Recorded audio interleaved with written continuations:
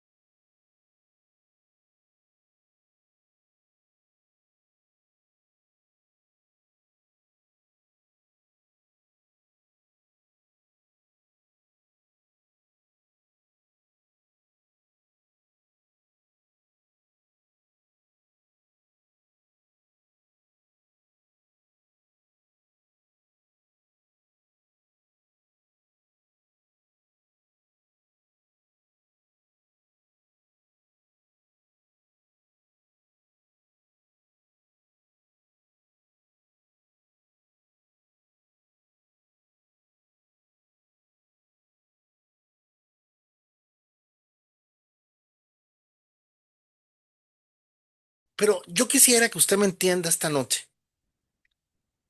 Y no estoy ofendiendo a nadie, ni quiero que se sientan mal con lo que les voy a decir, pero ustedes saben que Dios no es tonto. Dios no es tonto, Dios no está jugando, Dios no está vacilando y obviamente, Dios no ha hecho todo lo que ha hecho, Dios no ha hecho todo lo que ha hecho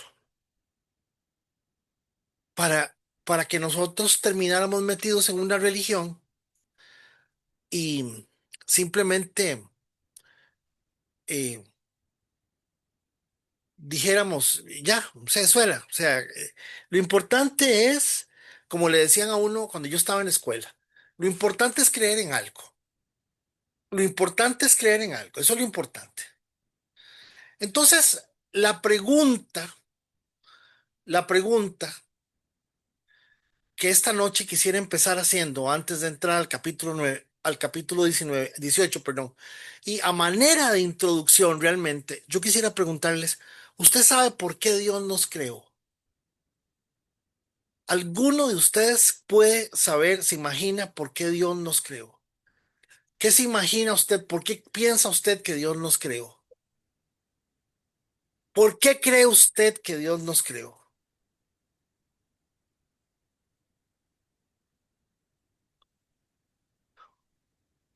Ay, Yo puedo responder. sí, adelante, por favor. En lo que yo tengo de conocimiento, de lo poco que puedo conocer bíblicamente, se supone que toda criatura hecha por Dios nació y se creó, o sea, Dios la creó para que lo adorara a Él, únicamente y exclusivamente a Él. Ese es el propósito del ser humano que anda buscando, pero el propósito que Dios dio al hombre es que se le adore a Él. Interesante. Es más, voy a tomar nota, voy a tomar nota de esas intervenciones. Otra persona, ¿por qué Dios nos creó? ¿Usted nunca se ha puesto a pensar para qué Dios nos creó? Si Dios lo tiene todo, Dios es todo, Dios es el... Bebé, Sí, adelante. Gladys, que todavía no tengo fotita ahí. Yo siempre he creído que Dios nos creó porque Él quería tener una relación de amistad con nosotros, que lo reconociéramos como ese ser todopoderoso, creador de todo cuanto hay, pero aparte de que nosotros lo reconozcamos y lo respetamos, Él quiere tener una relación de amistad con nosotros, que nosotros hablemos con Él, intimemos con Él, confiemos en Él, lo tomemos en cuenta, que Él nos tome en cuenta a nosotros, porque, o sea, ese es el propósito. Para mí es lo que yo siempre he creído, que Dios tiene ese propósito, no nos echó así como las vacas, nada más, tenía un propósito y era de que nosotros conversamos con Él como si fuera una relación de amistad. Ok, relación de amistad. Otra persona, por favor. Fede, Adelante. ¿Quién es doña Rosy? buenas noches. Adelante, doña Rosy. Eh, bueno, no sé si está bien tal vez lo que voy a comentar, pero como dice la palabra en Hechos, por él existimos, existimos y, bueno, no me acuerdo la otra, pero si Dios existe, nosotros existimos, ¿verdad? Es como lo más claro para, para que se dé la creación, porque Él es, nosotros somos. Entonces nosotros somos el reflejo claro también de todo lo que Dios es, digamos. Es una forma de, digamos, quien lo niegue es como negar su propia existencia. Entonces no está haciendo nada en esta tierra, diríamos. Entonces creo que el propósito principal también es que no se niegue la obra de creación en absoluto. Sí, sí, porque Él es, nosotros somos, por una condición por una condición inherente a la existencia de Dios. Sí, está bien. O sea, yo creo que sí, yo creo que claro que sí. ¿Quién más? ¿Alguien más? Puede, Adelante. para proclamar y expandir su reino. Proclamar y extender su reino.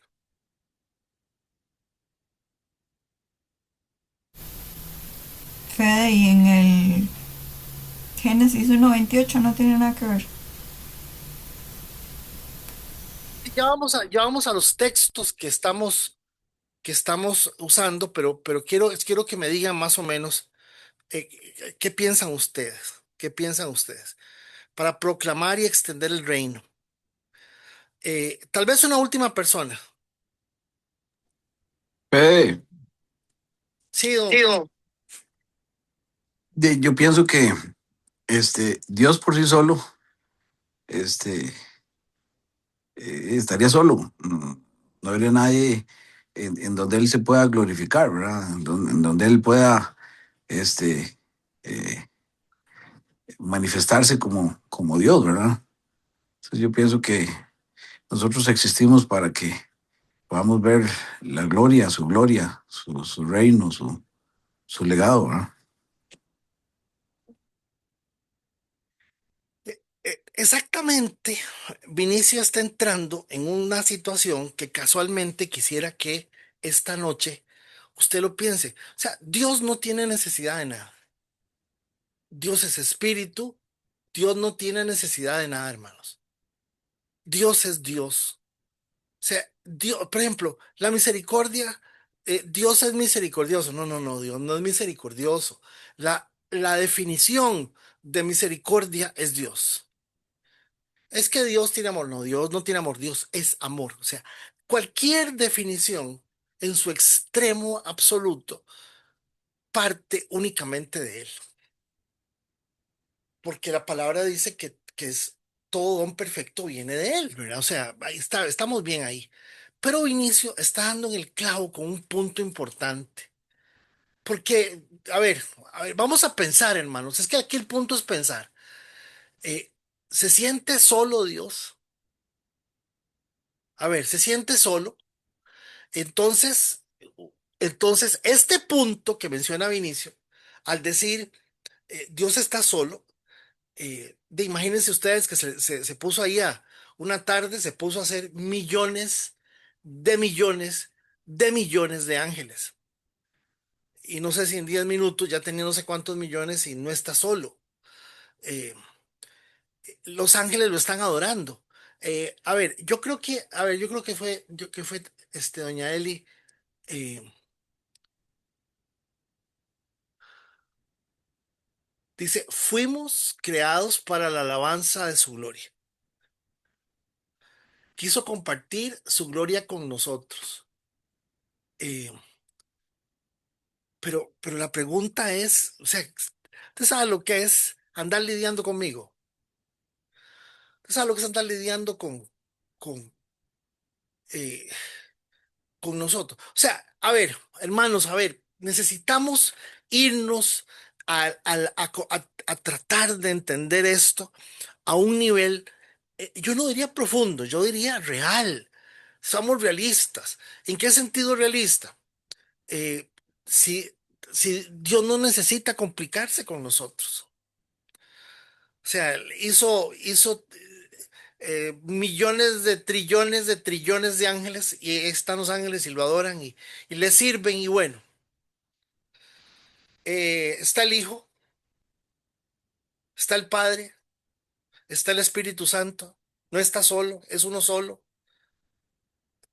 Entonces, fíjense ustedes que este punto que menciona Vinicio, eh, al decir que Dios está partiendo, oigan eso, Dios está partiendo, esto no lo está diciendo Vini así, pero se está partiendo del punto de soledad, por ejemplo, y él quiere establecer una amistad con algo que no sea solamente lo que él ya creó, En porque otras palabras, perdón, Dios se deleitó con crearnos, fue por eh, deleite más bien. ya vamos ahí ya vamos ahí porque, atención, de ahí, digámosle que hagámosle caso a Tío Vinicio. Dice, aburrido, estaba solo, aburrido.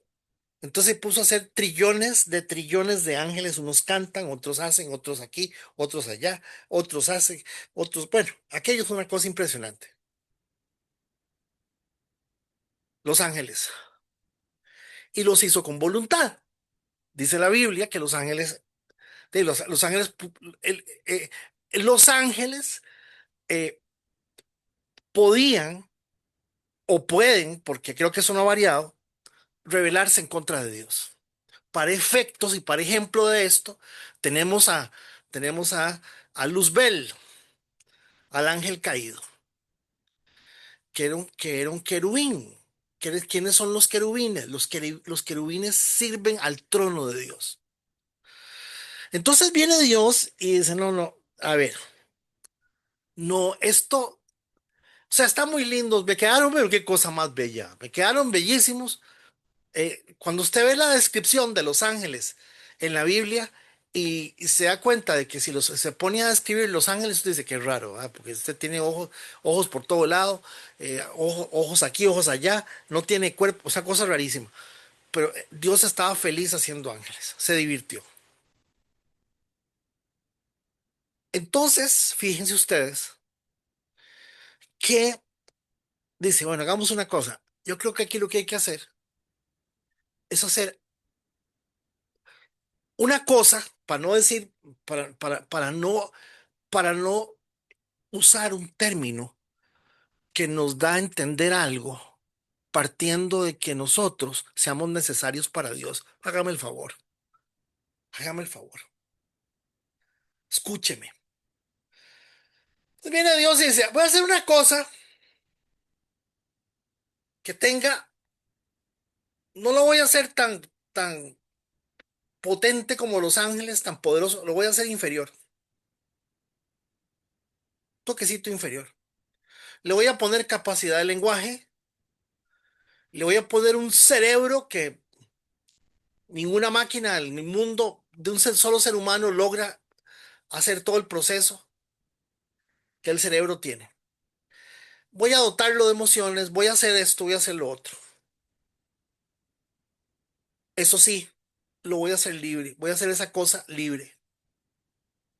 ¿Cómo le llamo? ¿Cómo lo hago? ¿Qué forma le doy? ¿Qué forma le doy?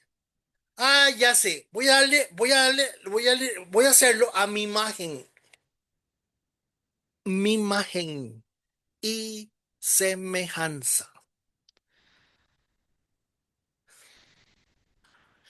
Entonces, fíjense ustedes que número uno, realmente Dios no está solo. Número dos, Dios, eh, decir Dios necesita que lo adoren, yo le tengo un poquito de dificultad a necesita que lo adoren. Sí, yo me atrevería a hacerlo un poquito más light y decirlo, a Dios le gusta que lo adoren. Dios se goza en la adoración. O sea, ahí, por ahí me voy, por ese lado. Luego hacemos un análisis y nos damos cuenta que realmente, de ahí, hoy, si estamos hablando de que hay 8.000 millones de personas en el mundo, de las 8.000 millones, solamente alrededor de 2.000 millones,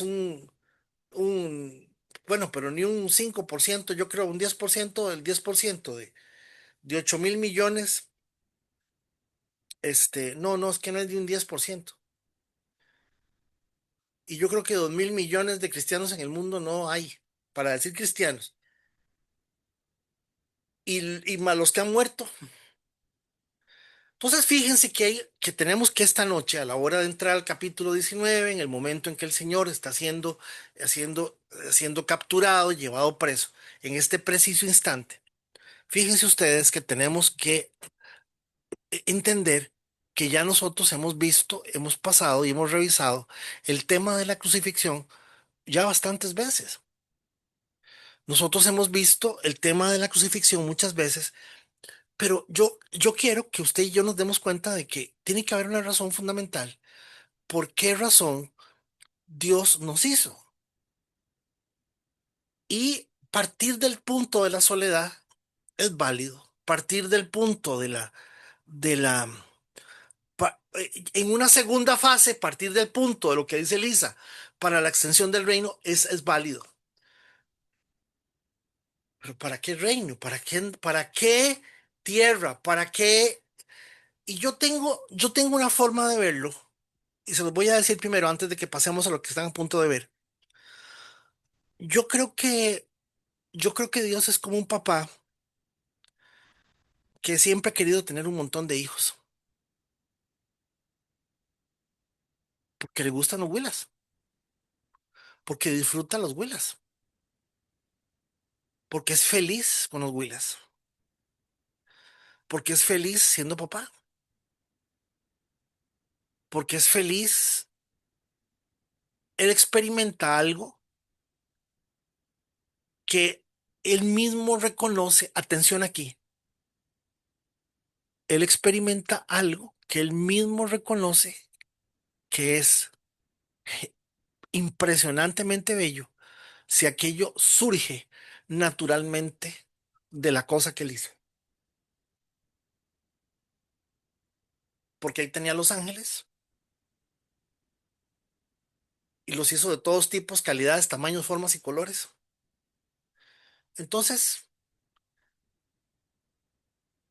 vámonos al texto y vamos a hablar de 5 cosas. Yo creo que no son 5, yo calculo que pueden haber unas 25, 30 cosas que nos explican por qué Dios nos hizo. Pero perdónenme, Dios no necesita a Luis, ni a Lidia, ni a Sonia Murillo, ni a Federico Acuña. Dios no lo necesita. Eh, Dios simplemente en su infinita capacidad de amar, en su forma tan absoluta de amar. Su sueño de amarnos se satisface viendo cómo la cosa, o sea, nosotros, la cosa,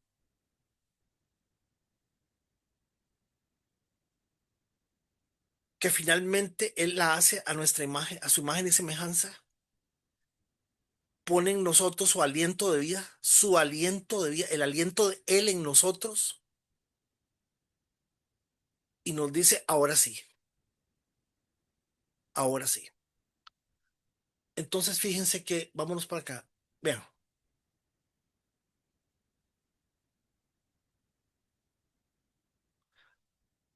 vean, a ver, ¿quién tenía Isaías 43:7? A ver, ¿quién tenía Isaías 43:7? Léalo en voz alta y despacio.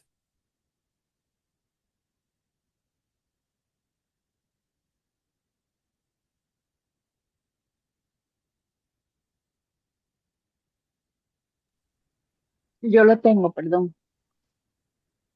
Sí, adelante. Dice, trae a todo el que sea llamado por mi nombre, al que yo he creado para mi gloria, al que yo hice y formé. Otra vez, más despacio, Ingrid, por favor. Ok. Trae a todo el que sea llamado por mi nombre, al que yo he creado para mi gloria, al que yo hice y formé. Noten que naturalmente parte de las cosas que ustedes dijeron, porque yo creo que todas son muy válidas, todas están bien. Cuando él dice que el ser humano es creado para su gloria, eh, y la pregunta es, ¿ante quién? Yo quiero enseñarle a usted, yo quiero enseñarle a usted que ando con un carrazo, para decir una tontera, y entonces que el carrazo es uno de esos deportivos, una cosa impresionante, yo lo ando exhibiendo. Y al decir que ha sido creado para su gloria, uno se pregunta, pero entonces sí hay marcianos, porque quienes van a conocer, quienes van a ver en nosotros la gloria del Creador, es otra gente, porque entre nosotros mismos, ¿qué es lo que vamos a ver? Y aquí viene una de las cosas más interesantes. Cuando Él dice que nos ha creado para su gloria, es porque nosotros somos creados, nacidos en nuestra condición, en nuestra cultura, en nuestra realidad, en nuestro medio, simplemente imitando, simplemente conociendo, viviendo lo mismo que otras personas viven. Pero cuando nosotros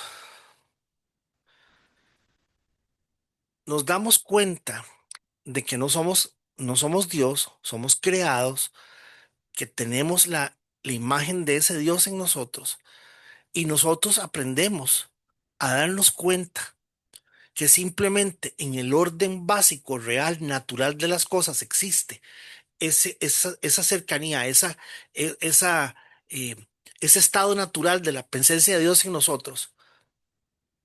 El resto de las personas, el resto de la gente, van a ver en nosotros la diferencia. Entonces, la expresión de la gloria de Dios es una expresión que se refleja en medio de nosotros, no porque nosotros seamos buenos, ni porque seamos mejores, ni porque, no, no, no, simplemente porque en medio de lo que nosotros somos, lo que se va a reflejar es lo que Dios está haciendo en nosotros. Y parece muy sencillo, hello, parece muy sencillo, pero no lo es. No lo es.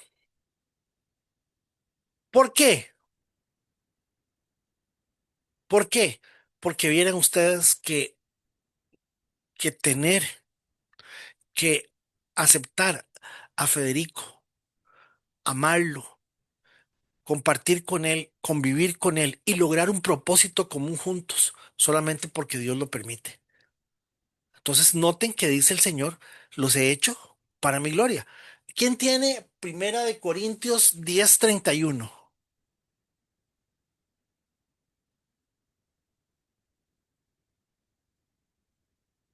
Yo lo tenía fe.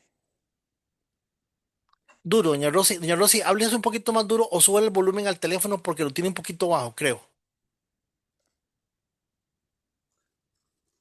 Voy a hablar duro porque no sé.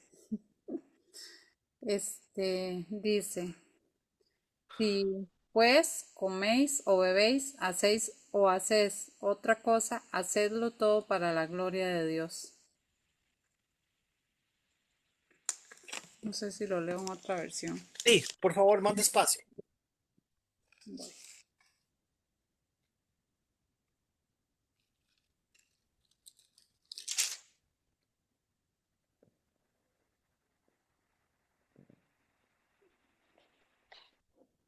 Así que, sea que coman o beban o cualquier otra cosa que hagan, hágalo en todo para la gloria de Dios. Acordémonos que la palabra gloria se presta para confusión, porque suena muy religiosa. La palabra gloria suena muy religiosa, suena como muy otro planeta, como muy elevada, como muy. La palabra gloria suena como muy mística.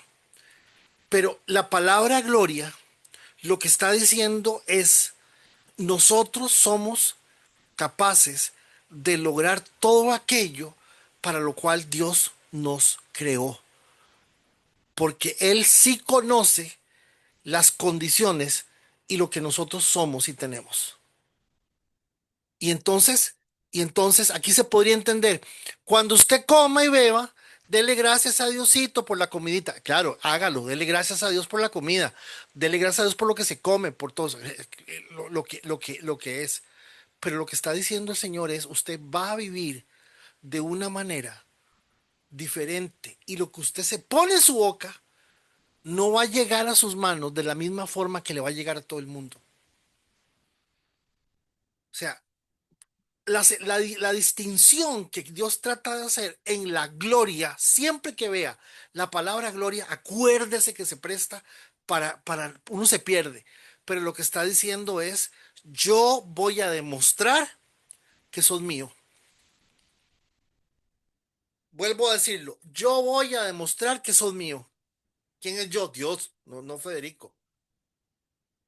Gracias, doña Rosy. A ver, quién tiene lo primero?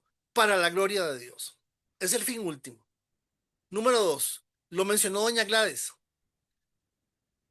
Porque este papá no solamente se enorgullece de decir, este es hijo mío, sino que le gusta lo que decía doña Gladys, que conversemos, que hablemos, que, que sea lo fascinante de lo que Dios hizo con nosotros, que es ahí lo que el único punto que le doy a la psicología, hermanos y hermanas, es que Dios nos hizo creativos, con imaginación, nos hizo divertidos, nos hizo ocurrentes, nos hizo abiertos y a Dios le encanta saber que de nuestro corazón, imagínense ustedes que de un pronto a otro le dice Jesús al centurión, le dice, no se preocupe, mi comandante, no se preocupe, yo me voy para allá, para su casa, allá a Piedad del Sur, caminando para curarle. No, no, no, no, por favor, señor.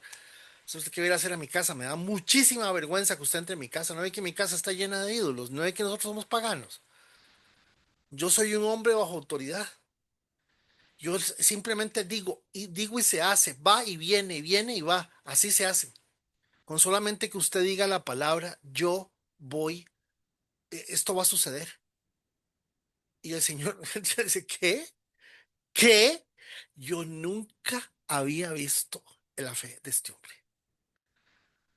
O sea, esto le fascina al Señor. Y no solamente es la primera vez que sucede. Eh, Este, em, Abraham, para salvarle el pellejo a Lot, le dice, es que voy a arrasar con todo el mundo. Voy a arrasar con todo el mundo. Le dice, no, no, no, no, no. ¿Cómo se te ocurre? Le dice, jamás. No puedes arrasar con todo el mundo. Si te pones a arrasar con todo el mundo, ¿qué van a pensar de vos? Que sos neurótico. ¿Qué te pasa? Tiene que haber, ok, por 15, por 20 buenos, yo no destruyo a Sodoma y Gomorra. Este, Hay 20, le dice no. Bueno, está bien, por 10. Hay 10, no, tampoco.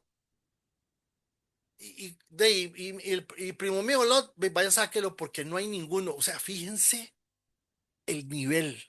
Esto le encanta a Dios.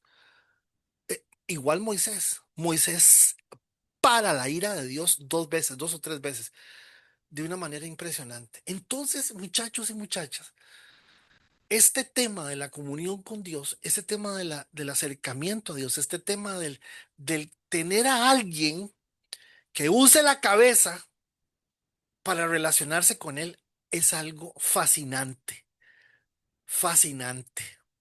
Hay más de una ocasión donde, donde, donde el Señor, David creo que también le dice, no, pero es que no, si vamos a pelear con ellos y no, no puede ser así. Hay 3, 4, 5 ocasiones en este momento, no las tengo, este, donde esta creatividad, esta espontaneidad, esta, perdónenme que use esta palabra, esta chispa que Dios puso en nosotros, Dios la vive, Dios le, le encanta. A ver, ¿quién tiene Génesis 3:8?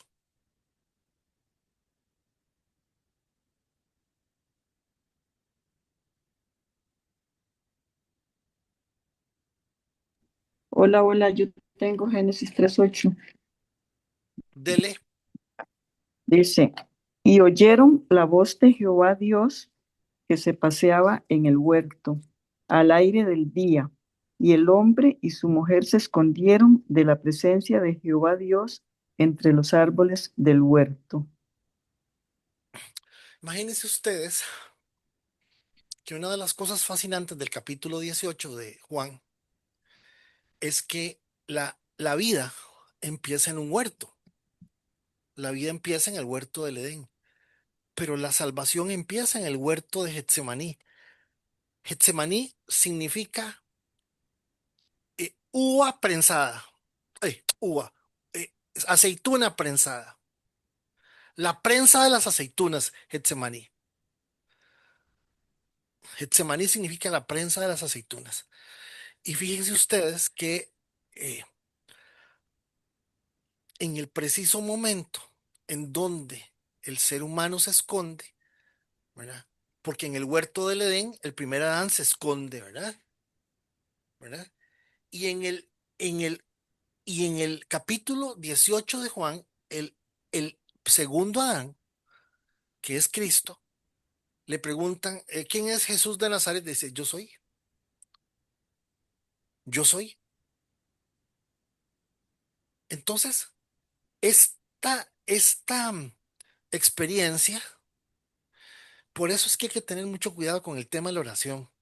El tema de la oración es algo muy personal, pero tiene que ser algo muy libre, muy sencillo, muy de cada uno, muy esto es lo que yo soy. ¿Por qué? Porque eso es lo que el Señor quiere. Juan 17:3. A ver, ¿quién tenía Juan 17:3?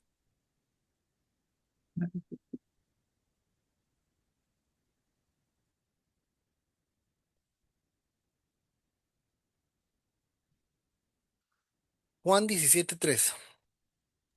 Yo lo tengo, yo no voy a entrar. Eh, Juan 17 dice, y esta es la vida eterna, que te conozcan a ti, el único Dios verdadero, y a Jesucristo a quien has enviado. Óiganlo, vean que les vengo diciendo que el asunto se las trae. La vida eterna consiste en que nosotros seamos capaces de reconocer que somos criaturas, que como criaturas somos, se nos adopta como hijos de Dios. Como hijos de Dios, se nos hace vivir en un mundo, en una realidad de un mundo que es fascinante, pero que Dios quiere que nosotros vivamos según lo que Él diseñó para este mundo. Voy a decirles una tontera para que ustedes me entiendan. El oxígeno que usted se va a gastar desde el día que nace hasta el día en que muere, digamos que usted muera de 80 años, ese oxígeno que usted se va a gastar en la Tierra lo gasta un carro que viene del centro de San Ramón y va a San Juan. Esa misma cantidad de oxígeno. Entonces, con razón hay tanta cosa y tanta enfermedad y tanto cáncer y tanta caramba, porque definitivamente los seres humanos hacemos las cosas. Yo no estoy diciendo que mal, porque somos inteligentes, somos hechos por Dios, a la imagen de Dios, pero no nos da la gana reconocer a Dios. Y entonces viene Juan 17:13 y dice, la vida eterna es que te conozcan, es que ellos entren en un nivel de conocimiento superior al hecho de lo que de lo que sus narices tienen y su realidad tiene. Un nivel superior, digo superior porque necesito que sea sencillo a la hora de comunicarlo, pero lo que está diciendo el Señor realmente es que no se aferren a este mundo, porque la vida eterna, o sea, la trascendencia después de esta vida, consiste en conocer a Dios y tener el conocimiento de que nosotros vivimos aquí, en este mundo, tal y como Dios lo diseñó. No somos buenos, no somos buenos. Somos como Dios diseñó las cosas, o sea, como son, como son. Lo que pasa es que somos recontra malos y cuando vemos que alguna persona hace algo así sobre especial, como la Madre Teresa, ¿verdad? O quien sea, lo vemos como extraordinario. ¿Qué es lo normal? Amarse, cuidarse, protegerse, apoyarse, ayudarse. Eso es normal, lo más normal del mundo. A ver, ¿quién tiene Génesis 1:26 y 27? Inclusive creo que 28. Jaimita. Sí, yo, Fede. Dice el 26. Luego dijo Dios, hagamos al ser humano a nuestra imagen y semejanza, que tenga dominio sobre los peces del mar y sobre las aves del cielo, sobre los animales domésticos, sobre los animales salvajes y sobre todos los animales que se arrastran por el suelo. Y Dios creó al ser humano a su imagen, lo creó a imagen de Dios, hombre y mujer los creó. Y el 28 dice, y Dios los bendijo con estas palabras, sean fructíferos y multiplíquense, llenen la tierra y sométanla, dominen a los peces del mar y a las aves del cielo y a todos los animales que se arrastran por el suelo. Chiquillos y chiquillas, vivimos en un planeta bellísimo. Ahora que estaban los astronautas en el cielo, se veían aquellas fotografías que las hemos visto mil veces, pero siempre impresionan, siempre se ve bellísimo, siempre, y una cosa bellísima. Vivimos en un planeta que vamos a morir la gran mayoría de nosotros sin conocerlo todo, obviamente. Ni siquiera vamos a conocer Costa Rica completamente y vamos a morir. Hablando de estética, pero ustedes saben qué es lo que Dios está diciendo. ¿Por qué el mundo es bello? ¿Por qué en una montaña se ven cuatro tonos de verde?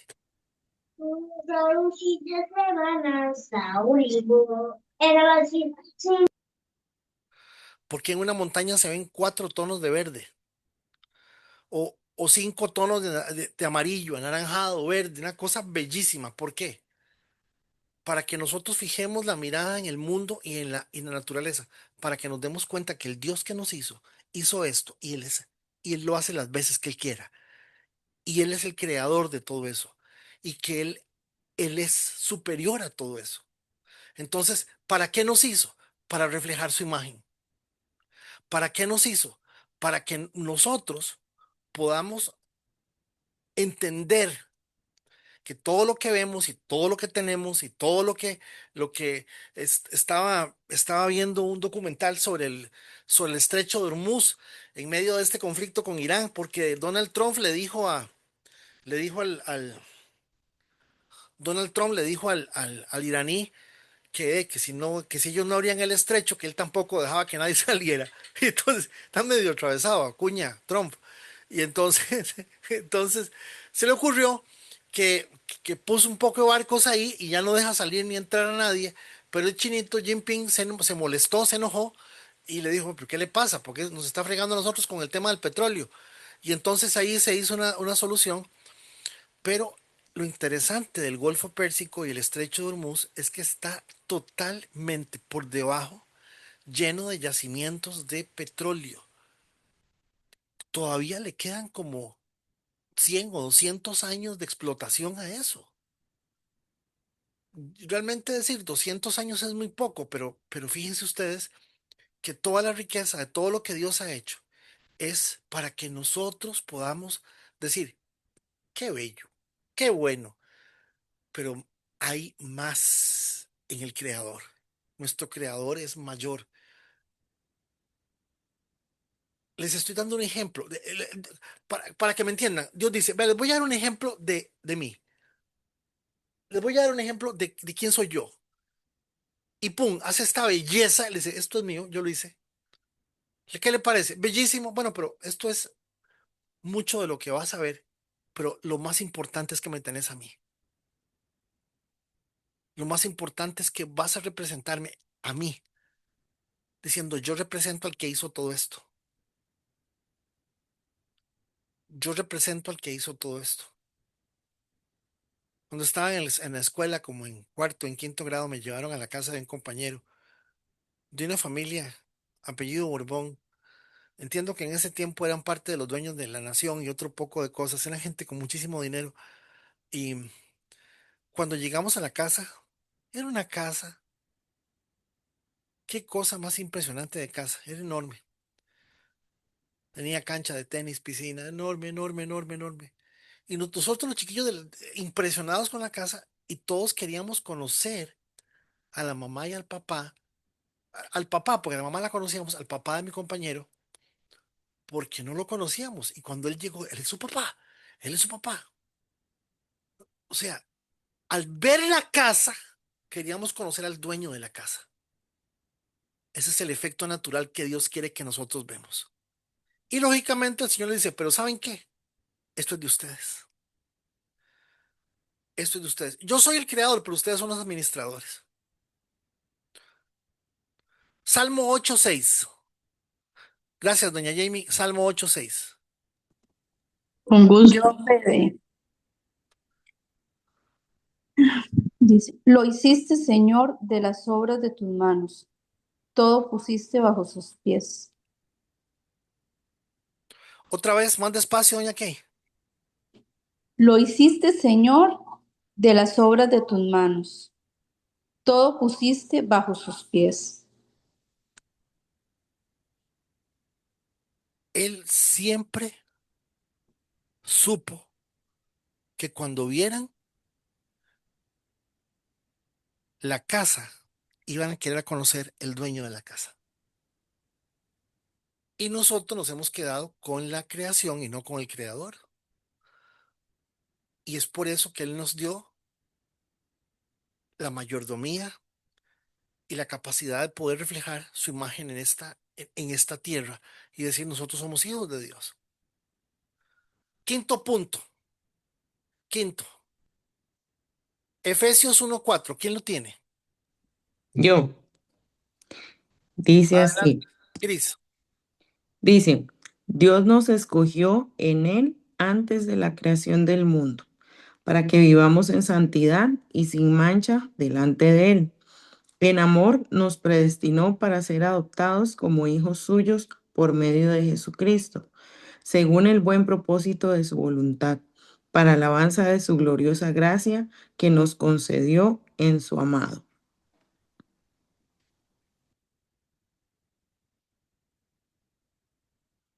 Estoy solo, ¿no? Estoy aburrido menos. ¿Qué quiero? Tener mis hijos, compartir con mis hijos, disfrutar a mis hijos, escuchar a mis hijos. Es mi sueño oírlos, sus ocurrencias, sus cosas, porque los hice inteligentes, los hice capaces, capaces de razonar las cosas de esta y esta forma. Entonces, fíjense que el texto que dice que hemos sido predestinados desde antes de la creación del mundo, nos está diciendo, llega el punto en donde finalmente, en medio de los 8.000 millones de habitantes de la Tierra, ayer me preguntó mi hija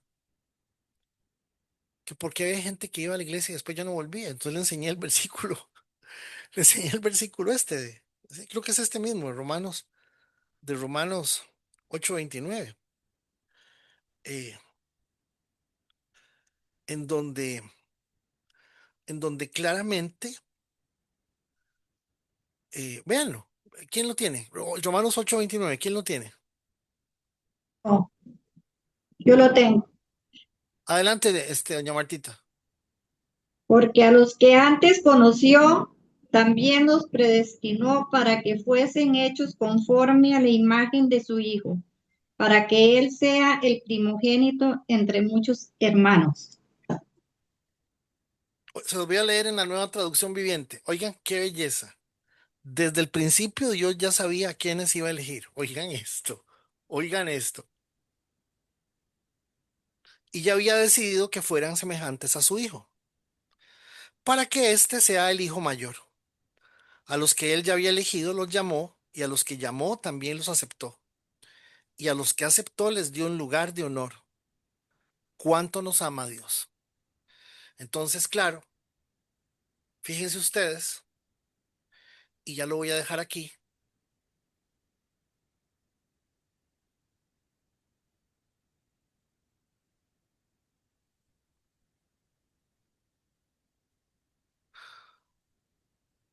Fíjense ustedes que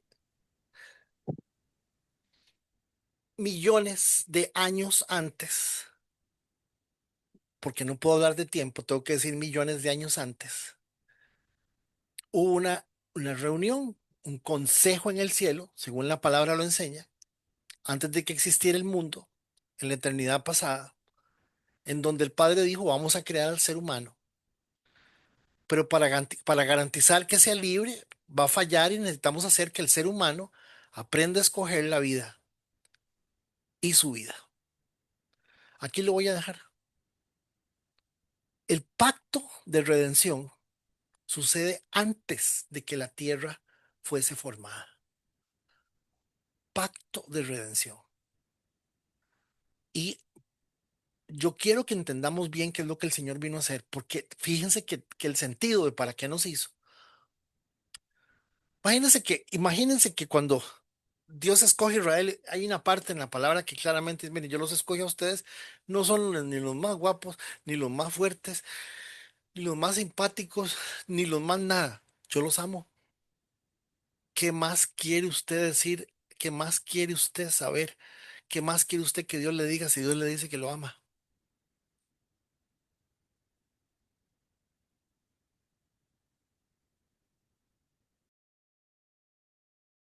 Que no entramos al capítulo 18, no se preocupe, no se preocupe.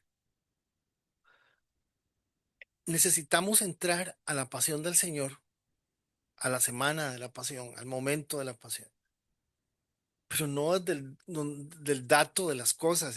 Ay, mi pobrecito, mi Jesús de las tres caídas, y las siete palabras. Ay, no, no, olvídense, el asunto es, vea dónde empieza el asunto, vea dónde empieza el asunto. Empieza en la eternidad pasada, empieza siglos, millones de años. Si puedo usar un término, tiempo, tengo que decir que inicia mucho antes de que el mundo empiece.